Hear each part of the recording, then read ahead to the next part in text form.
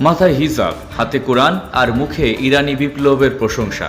এই নিখুঁত ইসলামী নারী পরিচয়ের আড়ালে লুকিয়ে ছিল ভয়ঙ্কর এক ষড়যন্ত্র। ইরানের গোয়েন্দা সংস্থা দাবি করেছে এই নারী আসলে ছিলেন ইসরায়েলি গোয়েন্দা সংস্থা মুসাদের সদস্য, নাম ক্যাথরিন পেরেজ সকদাম।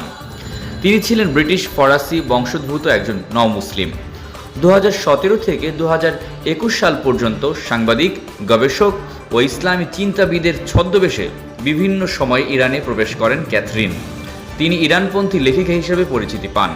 এমনকি তার লেখা ইরানের সর্বোচ্চ নেতা আয়াতুল্লাহ আলী খামেনির সরকারি ওয়েবসাইটেও ছাপা হয়।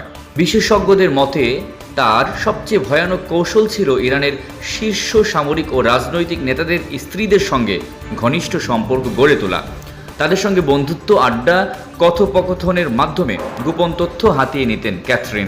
এসব তথ্য তিনি রেকর্ড করে পাঠাতেন মুসাদে। ইরানি গোয়েন্দারা মনে করেন ক্যাথরিনের সরবরাহ করা গোপন তথ্যের ভিত্তিতেই 2020 ও 2021 সালে ইরানের একাধিক পরমাণু বিজ্ঞানী ও সামরিক কর্মকর্তাকে হত্যা করা হয়। বিশ্লেষকদের মতে আজও ইসরায়েলের বিভিন্ন টার্গেটেড অপারেশনে ব্যবহার করা হচ্ছে ক্যাথরিনের সংগৃহীত পুরনো তথ্য ভাণ্ডার।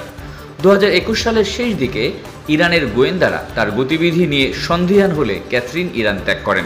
তবে যাওয়ার আগে তিনি রেখে যান একটি ভয়াবহ ইতিহাস, যেখানে নারীত্ব, ধর্মীয় মুখোশ ও বুদ্ধিমত্তাকে অস্ত্র বানিয়ে দুর্ভেদ্য নিরাপত্তা বলয় ভেঙে ফেলা হয়।